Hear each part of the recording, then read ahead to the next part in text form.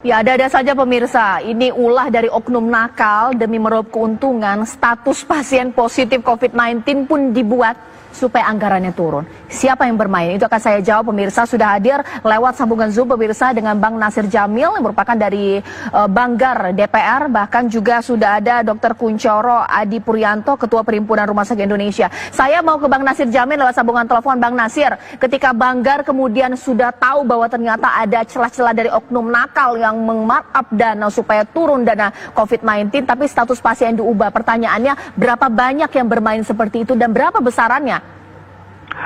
Caca, terima kasih. Tanpa mengurangi penghormatan kami ya kepada rumah sakit yang selama ini menangani pasien COVID-19 dan juga para petugas kesehatan, petugas medis yang menangani pasien COVID. Sebenarnya rapat pada hari itu sengaja kami mengundang Menteri Kesehatan, Menteri Pendidikan, Menteri Sosial dan juga Ketua Gugus Percepatan Penanganan COVID-19 Doni Munardo dan juga Menteri Keuangan serta senior Deputi Gubernur BI. Jadi waktu itu memang sebenarnya kami rapat sebelumnya kita di Banggar sedikit kecewa karena anggaran kesehatan yang dianggarkan dalam penanganan COVID ini kan 87 sekian triliun. Sementara daya serapnya itu ya sekitar 4, sekian triliun. Artinya 5, sekian persen. Sehingga kita perlu tanya kenapa. Nah, kemudian dalam rapat itu Ketua Banggar Pak Said itu kemudian menyampaikan sejumlah informasi terkait dalam tanda kutip kenakalan ya oknum-oknum di rumah sakit dalam rangka untuk mendapatkan anggaran yang lebih besar terkait dengan pasien yang kena COVID ya, lalu dia sampaikan seperti itu.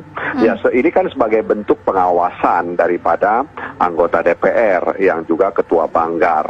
Dan tentu itu disampaikan langsung di depan Menteri Keuangan kepada Menteri Kesehatan Pak Terawan. Artinya kami meminta kalau benar sinyalemen itu ya ada di Jambi, di Pasuruan, di Ciamis, dan juga beredar juga di Pira di mana ada masyarakat yang menolak ketika misalnya keluarganya dinyatakan COVID-19. Nah, karena ini kan perlu penanganan. Kenapa terjadi seperti ini begitu? Ya, pemerintah kan harus bisa mengawasi benar nggak? Siapa yang bisa kita percaya? Apakah keluarga atau pihak rumah sakit kan begitu? Baik, saya langsung tanya kepada Dr. Kunchoro. Dr. Kunchoro, ini sebenarnya benar tidak bahwa ada oknum rumah sakit yang bermain mata untuk status pasien COVID-19? Bagaimana Dr. Kunchoro? Ya, saya tentu belum bisa mengatakan ada atau tidak. Karena kalau ada informasi seperti ini, biasanya kita harus melakukan investigasi. Kalau bagi kami, Persi, kalau rumah sakit itu memang seperti itu, sudah ada pelanggaran itu. Fraud, kecurangan, tindak saja. Tetapi tentu melalui klarifikasi, investigasi yang benar gitu bersama-sama gitu. Ya. Agar supaya itu tidak terjadi lagi gitu. Itu Mbak Caca. Oke, sebenarnya Dok, bagaimana kemudian mengawal dari rumah sakit? Beberapa keluhan yang juga disampaikan bahwa sistem dari database dari rumah sakit ini juga menyulitkan sehingga kemudian ada selisih data. Apa jangan-jangan ternyata ini permasalahan data yang kemudian memang ternyata tidak sinkron sehingga kemudian arah kecurigaan ada markup dana COVID-19 atau memang benar ada yang bermain, Dok? Saya sih di era sekarang, di era saat ini itu sudah banyak perubahannya ya. Di awal-awal tuh kayak kaget semuanya. Jadi itu memang ketika awal COVID ini berpotensi ada selisih dan sebagainya, tapi semakin sedikit. Lebih-lebih sistem informasi ini sekarang udah jadi satu nih, ya. Satgas sudah jadi satu, semua jadi satu, lembaga jadi satu. Jadi informasi yang berjenjang tentu di daerah kabupaten kota itu kalau nggak, ini kan dianukan oleh Dinas Kesehatan Kabupaten Kota terus berjenjang ke atas, itu sudah mulai teratur. Saya menyadari nggak sempurna ya, ada nggak sempurna, pasti ada selisih-selisih ketidaksempurnaan. Nah, oleh karena itu kita mengajak semuanya, ini perang nih, musuhnya nggak kelihatan ya, semua saja masyarakat itu kita keroyok bareng gitu, Pak. Baik, terakhir kemudian Bang Nasir Jamil singkat saja, kemudian kalau kasus ini diungkap juga harus tahu apa jangan-jangan ternyata karena kurangnya anggaran dari rumah sakit sampai mereka harus berbisnis atau mungkin jadi ada pihak besar yang kemudian bermain dari memainkan data sehingga bisnis COVID ini terjadi, Bang Nasir Jamil.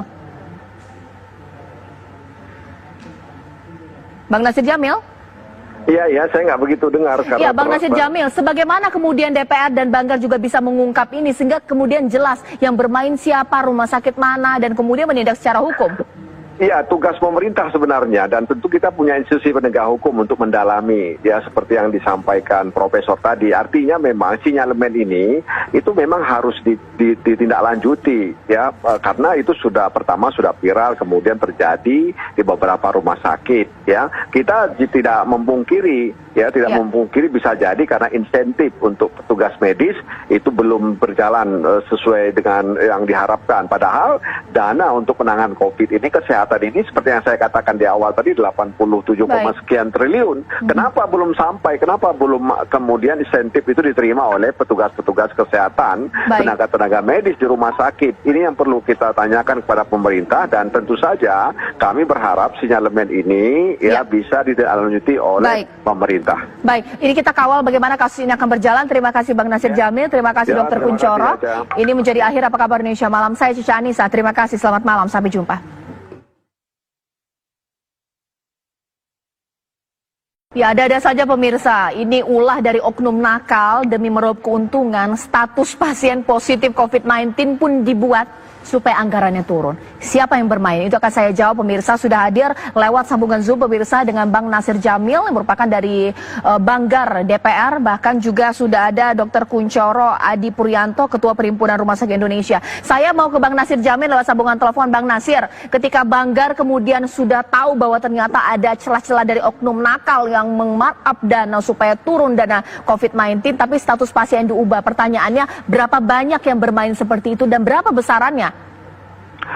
Caca, terima kasih. Tanpa mengurangi penghormatan kami ya kepada rumah sakit yang selama ini menangani pasien COVID-19 dan juga para petugas kesehatan, petugas medis yang menangani pasien COVID.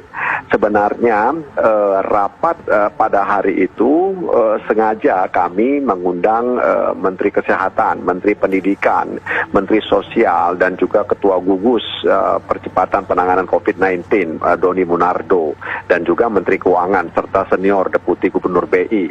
Jadi waktu itu memang sebenarnya kami rapat sebelumnya kita di Banggar sedikit kecewa karena anggaran kesehatan yang dianggarkan dalam penanganan COVID ini kan 87 sekian triliun. Sementara daya serapnya itu ya sekitar 4, sekian triliun. Artinya 5, sekian persen. Sehingga kita perlu tanya kenapa. Nah, kemudian dalam rapat itu Ketua Banggar Pak Said itu kemudian menyampaikan sejumlah informasi terkait dalam tanda kutip kenakalan ya oknum-oknum di rumah sakit dalam rangka untuk mendapatkan anggaran yang lebih besar terkait dengan pasien yang kena COVID. Ya, lalu dia sampaikan seperti itu. Ya, ini kan sebagai bentuk pengawasan daripada anggota DPR yang juga Ketua Banggar. Dan tentu itu disampaikan langsung di depan Menteri Keuangan kepada Menteri Kesehatan Pak Terawan. Artinya kami meminta kalau benar sinyalemen itu ya ada di Jambi, di Pasuruan, di Ciamis, dan juga beredar juga di Piral di mana ada masyarakat yang menolak ketika misalnya keluarganya dinyatakan COVID-19. Nah, karena ini kan perlu penanganan. Kenapa terjadi seperti ini begitu? Ya, pemerintah kan harus bisa mengawasi benar nggak? Siapa yang bisa kita percaya? Apakah keluarga atau pihak rumah sakit kan begitu? Baik, saya langsung tanya kepada Dr. Kunchoro. Dr. Kunchoro, ini sebenarnya benar tidak bahwa ada oknum rumah sakit yang bermain mata untuk status pasien COVID-19? Bagaimana Dr. Kunchoro? Ya, saya tentu belum bisa mengatakan ada atau tidak, karena kalau ada informasi seperti ini, biasanya kita harus melakukan investigasi. Kalau bagi kami, Persi, kalau rumah sakit itu memang seperti itu, sudah ada pelanggaran itu. Fraud, kecurangan, tindak saja. Tetapi tentu melalui klarifikasi, investigasi yang benar, gitu, bersama-sama, gitu. agar supaya itu tidak terjadi lagi gitu. Itu Mbak Caca. Oke, sebenarnya dok, bagaimana kemudian mengawal dari rumah sakit? Beberapa keluhan yang juga disampaikan bahwa sistem dari database dari rumah sakit ini juga menyulitkan sehingga kemudian ada selisih data. Apa jangan-jangan ternyata ini permasalahan data yang kemudian memang ternyata tidak sinkron sehingga kemudian arah kecurigaan ada markup dana COVID-19 atau memang benar ada yang bermain, dok? Saya sih di era sekarang, di era saat ini itu sudah banyak perubahannya ya.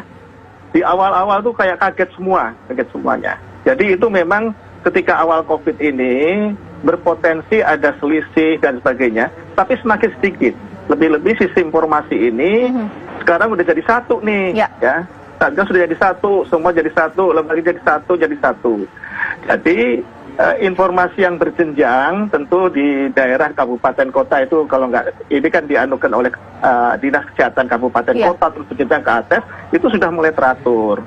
Saya menyadari nggak sempurna ya, ada nggak sempurna, pasti ada selisih ketidaksempurnaan. Nah oleh karena itu kita mengajak semuanya, ini perang nih, musuhnya nggak kelihatan ya, semua saja masyarakat itu kita keroyok bareng gitu Pak. Baik, terakhir kemudian Bang Nasir Jamil, singkat saja kemudian kalau kasus ini diungkap juga harus tahu apa jangan-jangan ternyata karena kurangnya anggaran dari rumah sakit sampai mereka harus berbisnis atau mungkin jadi ada pihak besar yang kemudian bermain dari memainkan data sehingga bisnis COVID ini terjadi, Bang Nasir Jamil.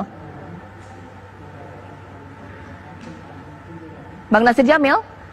Iya, saya nggak begitu dengar. Iya, Bang Nasir Jamil, sebagaimana kemudian DPR dan Banggar juga bisa mengungkap ini sehingga kemudian jelas yang bermain siapa, rumah sakit mana, dan kemudian menindak secara hukum?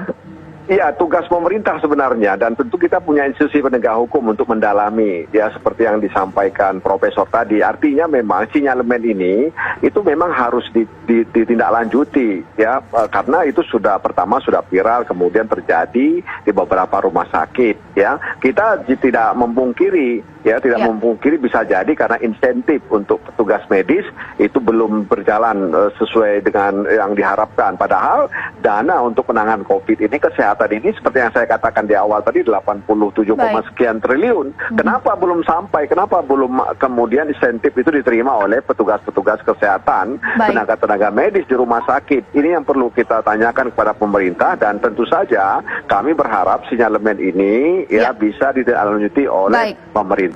Baik, ini kita kawal bagaimana kasus ini akan berjalan. Terima kasih Bang Nasir Jamil, terima kasih Dr. Kunchoro. Ini menjadi akhir Apa Kabar Indonesia Malam. Saya Cica Anissa, terima kasih, selamat malam, sampai jumpa. Ya, ada saja pemirsa, ini ulah dari oknum nakal demi meraup keuntungan, status pasien positif COVID-19 pun dibuat supaya anggarannya turun. Siapa yang bermain? Itu akan saya jawab pemirsa. Sudah hadir lewat sambungan Zoom pemirsa dengan Bang Nasir Jamil yang merupakan dari Banggar DPR. Bahkan juga sudah ada Dr. Kunchoro Adi Puryanto, Ketua Perhimpunan Rumah Sakit Indonesia. Saya mau ke Bang Nasir Jamil lewat sambungan telepon. Bang Nasir, ketika Banggar kemudian sudah tahu bahwa ternyata ada celah-celah dari oknum nakal yang meng-markup dana supaya turun dana COVID-19, tapi status pasien diubah. Pertanyaannya, berapa banyak yang bermain seperti itu dan berapa besarannya?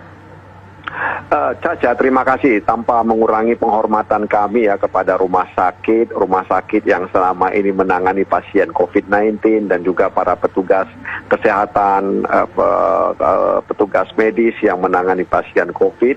Sebenarnya rapat pada hari itu sengaja kami mengundang Menteri Kesehatan, Menteri Pendidikan, Menteri Sosial, dan juga Ketua Gugus Percepatan Penanganan COVID-19, Doni Munardo, dan juga Menteri Keuangan serta senior Deputi Gubernur BI. Jadi waktu itu memang sebenarnya kami rapat sebelumnya kita di Banggar sedikit kecewa karena anggaran kesehatan yang dianggarkan dalam penanganan COVID ini kan 87 sekian triliun. Sementara daya serapnya itu ya sekitar 4, sekian triliun. Artinya 5, sekian persen. Sehingga kita perlu tanya kenapa. Nah kemudian dalam rapat itu Ketua Banggar Pak Said itu kemudian menyampaikan sejumlah informasi terkait dalam tanda kutip kenakalan ya oknum-oknum di rumah sakit dalam rangka untuk mendapatkan anggaran yang lebih besar terkait dengan pasien yang kena COVID. ya, lalu dia sampaikan seperti itu. Ya, ini kan sebagai bentuk pengawasan daripada anggota DPR yang juga ketua Banggar. Dan tentu itu disampaikan langsung di depan Menteri Keuangan kepada Menteri Kesehatan Pak Terawan. Artinya kami meminta kalau benar sinyalemen itu ya ada di Jambi, di Pasuruan, di Ciamis, dan juga beredar juga di Pira, di mana ada masyarakat yang menolak ketika misalnya keluarganya dinyatakan COVID-19. Nah, karena ini kan perlu penanganan. Kenapa terjadi seperti ini begitu? Ya, pemerintah kan harus bisa mengawasi, benar nggak? Siapa yang bisa kita percaya? Apakah keluarga atau pihak rumah sakit kan begitu? Baik, saya langsung tanya kepada Dr. Kunchoro. Dr. Kunchoro, ini sebenarnya benar tidak bahwa ada oknum rumah sakit yang bermain mata untuk status pasien COVID-19? Bagaimana Dr. Kunchoro? Ya, saya tentu belum bisa mengatakan ada atau tidak, karena kalau ada informasi seperti ini, biasanya kita harus melakukan investigasi. Kalau bagi kami, Persi, kalau rumah sakit itu memang seperti itu, sudah ada pelanggaran itu. Fraud, kecurangan, tindak saja. Tetapi tentu melalui klarifikasi, investigasi yang benar gitu, bersama-sama gitu. Ya. Agar supaya itu tidak terjadi lagi gitu. Itu Mbak Caca. Oke, sebenarnya Dok, bagaimana kemudian mengawal dari rumah sakit? Beberapa keluhan yang juga disampaikan bahwa sistem dari database dari rumah sakit ini juga menyulitkan sehingga kemudian ada selisih data. Apa jangan-jangan ternyata ini permasalahan data yang kemudian memang ternyata tidak sinkron sehingga kemudian arah kecurigaan ada markup dana COVID-19 atau memang benar ada yang bermain, Dok? Saya sih di era sekarang, di era saat ini itu sudah banyak perubahannya ya. Di awal-awal tuh kayak kaget semuanya. Jadi itu memang ketika awal COVID ini berpotensi ada selisih dan sebagainya, tapi semakin sedikit. Lebih-lebih sistem informasi ini sekarang udah jadi satu nih, ya. Satgas sudah jadi satu, semua jadi satu, lembaga jadi satu. Jadi informasi yang berjenjang tentu di daerah kabupaten kota itu kalau nggak, ini kan dianukan oleh Dinas Kesehatan Kabupaten Kota terus berjenjang ke atas, itu sudah mulai teratur. Saya menyadari nggak sempurna ya, ada nggak sempurna, pasti ada selisih-selisih ketidaksempurnaan. Nah oleh karena itu kita mengajak semuanya, ini perang nih, musuhnya nggak kelihatan ya, semua saja masyarakat itu kita keroyok bareng gitu Mbak. Baik, terakhir kemudian Bang Nasir Jamil singkat saja, kemudian kalau kasus ini diungkap juga harus tahu apa jangan-jangan ternyata karena kurangnya anggaran dari rumah sakit sampai mereka harus berbisnis atau mungkin jadi ada pihak besar yang kemudian bermain dari memainkan data sehingga bisnis COVID ini terjadi, Bang Nasir Jamil. Bang Nasir Jamil? Iya, saya nggak begitu dengar. Ya, Bang Nasir Jamil, sebagaimana kemudian DPR dan Banggar juga bisa mengungkap ini sehingga kemudian jelas yang bermain siapa, rumah sakit mana, dan kemudian menindak secara hukum? Iya, tugas pemerintah sebenarnya, dan tentu kita punya institusi penegak hukum untuk mendalami, ya seperti yang disampaikan Profesor tadi. Artinya memang sinyalemen ini itu memang harus ditindaklanjuti, ya karena itu pertama sudah viral, kemudian terjadi di beberapa rumah sakit, ya kita tidak memungkiri. Memungkiri bisa jadi karena insentif untuk petugas medis itu belum berjalan sesuai dengan yang diharapkan. Padahal dana untuk penanganan COVID ini, kesehatan ini seperti yang saya katakan di awal tadi 87, sekian triliun. Kenapa belum sampai? Kenapa belum kemudian insentif itu diterima oleh petugas-petugas kesehatan, tenaga-tenaga medis di rumah sakit? Ini yang perlu kita tanyakan kepada pemerintah, dan tentu saja kami berharap sinyalemen ini bisa ditindaklanjuti oleh pemerintah. Baik, ini kita kawal bagaimana kasus ini akan berjalan. Terima kasih Bang Nasir Jamil, terima kasih Dr. Kunchoro. Ini menjadi akhir Apa Kabar Indonesia Malam. Saya Cica Anissa, terima kasih, selamat malam, sampai jumpa. Ya, ada saja pemirsa, ini ulah dari oknum nakal demi meraup keuntungan, status pasien positif COVID-19 pun dibuat supaya anggarannya turun. Siapa yang bermain? Itu akan saya jawab pemirsa. Sudah hadir lewat sambungan Zoom pemirsa dengan Bang Nasir Jamil yang merupakan dari Banggar DPR. Bahkan juga sudah ada Dr. Kunchoro Adi Puryanto, Ketua Perhimpunan Rumah Sakit Indonesia. Saya mau ke Bang Nasir Jamil lewat sambungan telepon. Bang Nasir, ketika Banggar kemudian sudah tahu bahwa ternyata ada celah-celah dari oknum nakal yang meng-markup dana supaya turun dana COVID-19, tapi status pasien diubah. Pertanyaannya, berapa banyak yang bermain seperti itu dan berapa besarannya? Caca, terima kasih. Tanpa mengurangi penghormatan kami ya kepada rumah sakit yang selama ini menangani pasien COVID-19 dan juga para petugas kesehatan, petugas medis yang menangani pasien COVID. Sebenarnya rapat pada hari itu sengaja kami mengundang Menteri Kesehatan, Menteri Pendidikan, Menteri Sosial dan juga Ketua Gugus Percepatan Penanganan COVID-19 Doni Munardo dan juga Menteri Keuangan serta senior Deputi Gubernur BI. Jadi waktu itu memang sebenarnya kami rapat sebelumnya kita di Banggar sedikit kecewa karena anggaran kesehatan yang dianggarkan dalam penanganan COVID ini kan 87 sekian triliun. Sementara daya serapnya itu ya sekitar 4, sekian triliun. Artinya 5, sekian persen. Sehingga kita perlu tanya kenapa. Nah kemudian dalam rapat itu Ketua Banggar Pak Said itu kemudian menyampaikan sejumlah informasi terkait dalam tanda kutip kenakalan ya oknum di rumah sakit dalam rangka untuk mendapatkan anggaran yang lebih besar terkait dengan pasien yang kena COVID ya, lalu dia sampaikan seperti itu.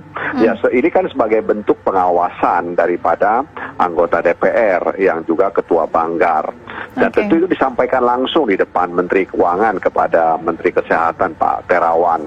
Artinya kami meminta kalau benar sinyalemen itu ya ada di Jambi, di Pasuruan, di Ciamis, dan juga beredar juga di Pira di mana ada masyarakat yang menolak ketika misalnya keluarganya dinyatakan COVID-19. Nah karena ini kan perlu penanganan. Kenapa terjadi seperti ini begitu? Ya, pemerintah kan harus bisa mengawasi benar nggak? Siapa yang bisa kita percaya? Apakah keluarga atau pihak rumah sakit kan begitu?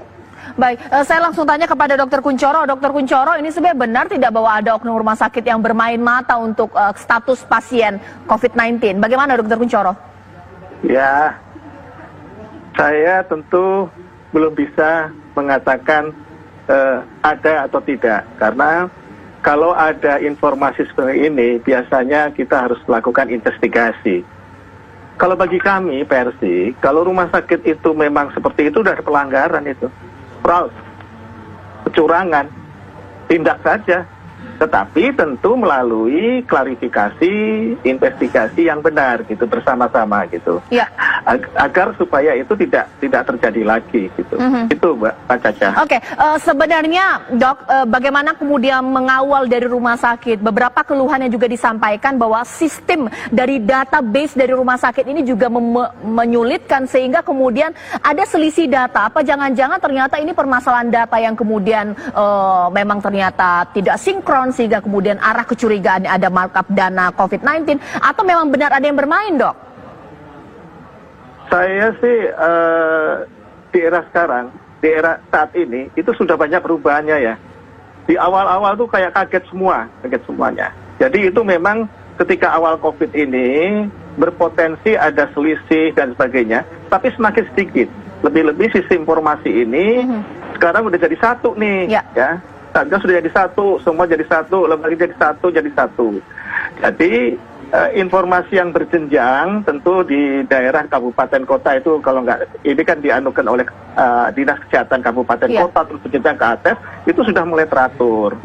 Saya menyadari nggak sempurna ya, ada nggak sempurna, pasti ada selisih-selisih ketidaksempurnaan. Nah oleh karena itu kita mengajak semuanya, ini perang nih, musuhnya nggak kelihatan ya, semua saja masyarakat itu kita keroyok bareng gitu Pak. Baik, terakhir kemudian Bang Nasir Jamil singkat saja, kemudian kalau kasus ini diungkap juga harus tahu apa jangan-jangan ternyata karena kurangnya anggaran dari rumah sakit sampai mereka harus berbisnis atau mungkin jadi ada pihak besar yang kemudian bermain dari memainkan data sehingga bisnis COVID ini terjadi, Bang Nasir Jamil. Bang Nasir Jamil? Iya, saya nggak begitu dengar. Iya, Bang Nasir Jamil, sebagaimana kemudian DPR dan Banggar juga bisa mengungkap ini sehingga kemudian jelas yang bermain siapa, rumah sakit mana, dan kemudian menindak secara hukum? Iya, tugas pemerintah sebenarnya, dan tentu kita punya institusi penegak hukum untuk mendalami, ya seperti yang disampaikan Profesor tadi. Artinya memang sinyalemen ini itu memang harus ditindaklanjuti, ya karena itu pertama sudah viral, kemudian terjadi di beberapa rumah sakit, ya. Kita tidak memungkiri, memungkiri bisa jadi karena insentif untuk petugas medis itu belum berjalan sesuai dengan yang diharapkan. Padahal dana untuk penanganan COVID ini, kesehatan ini seperti yang saya katakan di awal tadi 87, sekian triliun. Kenapa belum sampai? Kenapa belum kemudian insentif itu diterima oleh petugas-petugas kesehatan, tenaga-tenaga medis di rumah sakit? Ini yang perlu kita tanyakan kepada pemerintah, dan tentu saja kami berharap sinyalemen ini bisa ditindaklanjuti oleh pemerintah. Baik, ini kita kawal bagaimana kasus ini akan berjalan. Terima kasih Bang Nasir Jamil, terima kasih Dr. Kunchoro. Ini menjadi akhir Apa Kabar Indonesia Malam. Saya Cica Anissa, terima kasih, selamat malam, sampai jumpa. Ya, ada saja pemirsa, ini ulah dari oknum nakal demi meraup keuntungan, status pasien positif COVID-19 pun dibuat supaya anggarannya turun. Siapa yang bermain? Itu akan saya jawab pemirsa. Sudah hadir lewat sambungan Zoom pemirsa dengan Bang Nasir Jamil yang merupakan dari Banggar DPR. Bahkan juga sudah ada Dr. Kunchoro Adi Puryanto, Ketua Perhimpunan Rumah Sakit Indonesia. Saya mau ke Bang Nasir Jamil lewat sambungan telepon. Bang Nasir, ketika Banggar kemudian sudah tahu bahwa ternyata ada celah-celah dari oknum nakal yang meng-markup dana supaya turun dana COVID-19, tapi status pasien diubah. Pertanyaannya, berapa banyak yang bermain seperti itu dan berapa besarannya? Caca, terima kasih. Tanpa mengurangi penghormatan kami ya kepada rumah sakit yang selama ini menangani pasien COVID-19 dan juga para petugas kesehatan, petugas medis yang menangani pasien COVID. Sebenarnya rapat pada hari itu sengaja kami mengundang Menteri Kesehatan, Menteri Pendidikan, Menteri Sosial, dan juga Ketua Gugus Percepatan Penanganan COVID-19, Doni Munardo, dan juga Menteri Keuangan serta senior Deputi Gubernur BI. Jadi waktu itu memang sebenarnya kami rapat sebelumnya kita di Banggar sedikit kecewa karena anggaran kesehatan yang dianggarkan dalam penanganan COVID ini kan 87 sekian triliun. Sementara daya serapnya itu ya sekitar 4, sekian triliun. Artinya 5, sekian persen. Sehingga kita perlu tanya kenapa.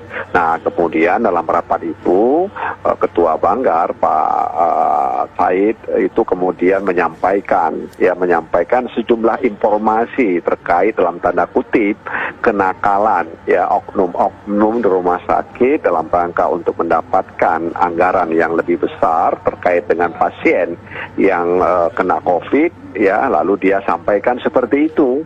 Ya ini kan sebagai bentuk pengawasan daripada anggota DPR yang juga Ketua Banggar. Dan tentu itu disampaikan langsung di depan Menteri Keuangan kepada Menteri Kesehatan Pak Terawan.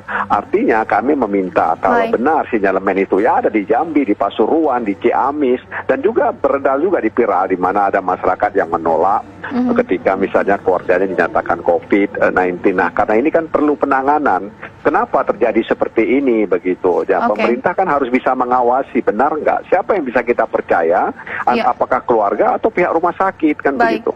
Baik, saya langsung tanya kepada Dr. Kunchoro. Dr. Kunchoro, ini sebenarnya benar tidak bahwa ada oknum rumah sakit yang bermain mata untuk status pasien COVID-19? Bagaimana Dr. Kunchoro? Ya, saya tentu belum bisa mengatakan ada atau tidak. Karena kalau ada informasi seperti ini, biasanya kita harus melakukan investigasi. Kalau bagi kami, Persi, kalau rumah sakit itu memang seperti itu, sudah ada pelanggaran itu.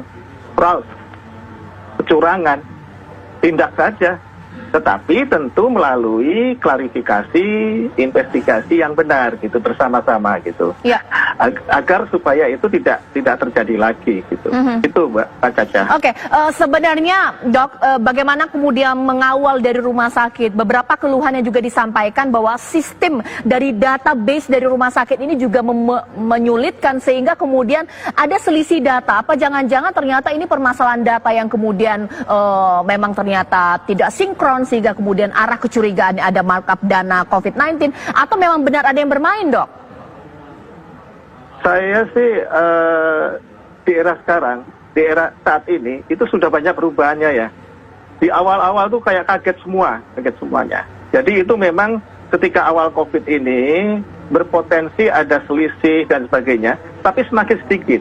Lebih-lebih sistem informasi ini sekarang udah jadi satu nih, ya. Satgas sudah jadi satu, semua jadi satu, lembaga jadi satu.